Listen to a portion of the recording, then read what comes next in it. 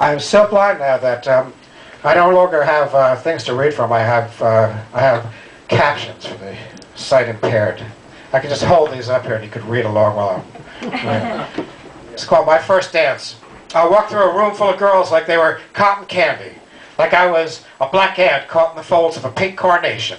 Remembering what my mother told me, she said, "You're supposed to enjoy yourself, George, and behave." But I did not want to behave. I wanted to play hockey like the other boys, but I couldn't play hockey. I had to walk up to this grown man and shake his hand. It was an enormous hand. He had fingers like hot sausages, hairy and suspicious and electric and way too wise. In fact, his hand was sweating more than mine. That hand was big as that giant clam, the one which was always catching Lloyd Bridges by the foot on one of those episodes of Sea Hunt, and it wouldn't let him go. And there was old Lloyd wreathed in desperate bubbles and clawing away at his face mask, and all that water and the break for commercial just couldn't come fast enough for me. But eventually I got away from that man with the sweaty hands, though the girls were still there.